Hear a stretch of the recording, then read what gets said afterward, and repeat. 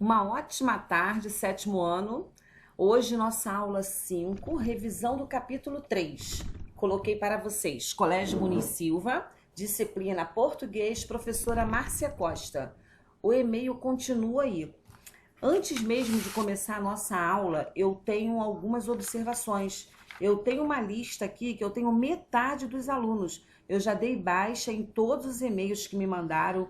Inclusive, assim, tem alunos que me mandaram as 3 aulas, estão de parabéns. E tenho alunos que não mandaram nenhuma aula. Então, aqueles alunos que estão assistindo a aula, estão com dificuldade de enviar algum e-mail, enfim, avise isso na escola, passe essa informação para a direção, porque eu já recebi de mais de 50% a 60% da turma e isso está me preocupando bastante. Então, não deixem de dar esse retorno, tudo bem? Essa aula vocês estarão assistindo no dia da aula de vocês, que é dia de quê? Terça-feira. Lembra que nós estamos fazendo assim, ó, terça é aula de gramática e quinta é aula de texto, interpretação ou redação. Como nós estamos em revisão, certamente quinta vai ser aula de produção de texto, com a correção dessa aula de hoje. Então eu preciso que vocês estejam me acompanhando e dando retorno via e-mail, tudo bem? Vamos lá, seguindo. Vamos revisar o capítulo 3? Bem, pessoal, hoje a nossa aula é uma aula de revisão mesmo. Então eu vou ler para vocês cada enunciado, explicando, e aí lembrando que aqui nessa aula vocês não vão precisar acessar o site da escola para buscar lá o gabarito, porque na próxima aula, quinta-feira, estará disponibilizado no site do colégio uma outra aula. Eu vou começar a aula, vou abrir no mesmo jogo de slides uma segunda sessão. Essa sessão vai ser os slides que vocês estão vendo hoje, onde eu vou apresentar, comentando cada resposta, apresentando para vocês cada resposta e por que chegou àquela conclusão. Eu acredito que, como é revisão, colocar lá no site para que vocês acessem e corrijam, não vai surtir muito efeito, porque agora o aluno já não pode mais errar, por se tratar de uma revisão, tudo bem?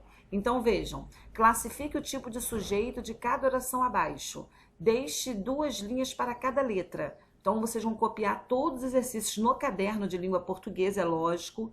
Copiou, responde uma linha e pula outra linha, tá? Na sala vocês sempre perguntam quantas linhas, por isso que eu coloquei assim. Então, vocês aprenderam que o sujeito ele pode ser simples, ele pode ser composto, ele pode ser implícito, que eu disse que também é oculto, e pode ser indeterminado. Nesse caso, eu coloquei para vocês, os 4 tipos estão misturados aí, vocês vão ler cada frase e dizer, a princípio, eu só quero que classifique. É para marcar alguma coisa na frase? Não. É para transcrever? Também não. João e Paulo foram ao passeio da escola. Lembra que eu falei para vocês identificarem o sujeito? Sempre marcar o verbo. Quem foi ao passeio da escola? João e Paulo. Então é o nosso sujeito. Como eu tenho João, Paulo, 2 palavras, eu tenho 2 núcleos. Logo, o nosso sujeito da letra A é sujeito composto. Então, vocês vão marcando os demais, tudo bem? Então, copiem todo o número 1 e façam a atividade no caderno. Preferencialmente, vocês vão assistir essa aula na terça-feira, que é dia, se eu não me engano, 14. O professor fica em casa, ele perde a noção do tempo, né? Até porque, não porque não tem para fazer não, é trabalho tem bastante, graças a Deus. Olha aqui, ó, deixa eu dar uma olhada. Abril, isso, eu estou gravando no dia 13, a aula será dia 14, eu gravo sempre antes, um dia antes, tudo bem? Então essa aula estará disponível dia 14, então eu vou entender que no dia 15 todos já fizeram um trabalho. Seguindo, pessoal. Número 2, transcreva quando possível o núcleo de cada sujeito. Lembrete, o núcleo é a palavra mais importante, só é possível nos sujeitos simples e composto. Então eu fiz a letra A. Núcleo, João barra Paulo. Por que eu não botei o E? Porque o E é uma conjunção e conjunção não é núcleo. E aí, nesse exercício 2, vocês vão pular 18 linhas. Por que pular 18 linhas? Porque vocês vão ter que fazer até a letra J. Como vocês estão em casa, vocês podem ir fazendo, vamos dizer assim, simultaneamente, né? Copia letra A, vai lá e faz, copia B, faz, mas se vocês quiserem copiar tudo e depois fazer, já sabem que tem que deixar 18 linhas. Número 3. Reescreva o predicado de cada oração. Já fiz a letra A. Lembra que João e Paulo foram ao passeio da escola. Quem foi ao passeio da escola? João e Paulo. O que que sobra? Foram ao passeio da escola. Esse é o nosso predicado. Então, letra A, foram ao passeio da escola. Letra A respondida. Deixem agora 18 linhas para responderem até a letra J. Número 4. Todas as orações do exercício 1 estão na ordem. Lembra que nós estudamos ordem frasal, que é ordem direta e ordem inversa. Quando eu falo em ordem direta, eu tenho sempre a oração começando pelo sujeito. Quando eu falo ordem inversa, não tem o sujeito. O que é a ordem direta? Cuidado, ó. Sujeito, verbo e complemento. Exemplo, Margarida trouxe bolo. Quem trouxe bolo? Margarida. Margarida é o sujeito, trouxe é o verbo e bolo é o complemento. Então, vocês vão verificar. Se eu coloquei estão, é porque todas apresentam uma única ordem. 5. Leia o seguinte parágrafo. Naquele dia nublado, com uma chuva fininha, as famílias assistiam a um filme maravilhoso. As crianças pediam pipoca, o pai servia refrigerante e ali eles interagiam com muita felicidade. Letra A. Quantas orações há nesse parágrafo? Lembre-se de que devem contar verbo e ou locuções verbais.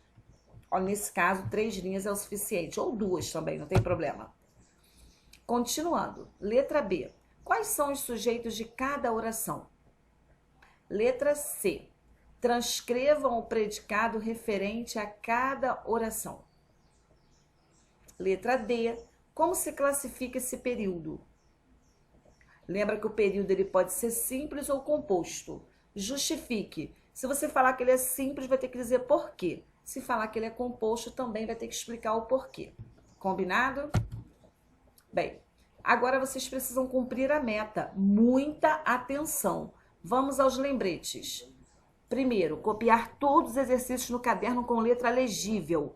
Lembra que certamente vocês vão tirar foto do caderno e mandar. Quando vocês tirarem a foto, coloquem a folha certinha sobre o ambiente físico lá que vocês vão usar. Tem aluno mandando folha dobrada. Eu vou começar a pedir para reenviar o e-mail. Na aula 6, farei a correção desses exercícios e apresentarei a proposta de redação. O dia dessa aula é dia 13. O dia do envio das respostas, dia 16. Se a aula é terça, na quinta até meio-dia, porque a aula começa meio-dia e 40 no colégio, não é isso? Então, certamente vocês terão a aula do dia 16 liberada a partir de meio-dia e 40. O aluno precisa, não adianta você esperar e me mandar o gabarito depois. Depois que eu disponibilizar, eu não, no caso quem disponibiliza é a direção. Depois que a direção disponibilizar as respostas no site, não adianta ninguém mandar gabarito para mim. Observação, estou fazendo uma relação de todos os nomes dos alunos para controle da direção. Não só da direção, o meu controle também, ok? Façam com total atenção às atividades. Eu tenho outro lembrete que eu falei, eu preciso avisá-los. Lembrei. Quando vocês enviarem o e-mail, aí lá tem assim, colocou lá o endereço do e-mail, né? Professora Márcia Costa Português, @gmail.com. Abaixo tem assunto. Quando vocês colocarem assunto, coloquem assim, por favor, aula 5, turma 701, aula 5, turma 701 e o nome do aluno completo. Eu estou recebendo vários e-mails onde não tem e eu estou salvando todos. Então eu coloco assim, ó, turma 701. Todo mundo que aparece tem uma pastinha.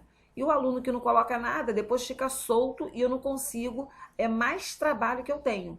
Não que eu não gosto de trabalho, sabem que uma coisa que eu não tenho preocupação é trabalhar, mas eu gosto das coisas organizadas e para isso eu preciso que vocês também sejam organizados. Combinado? Façam com atenção e até breve. Beijo!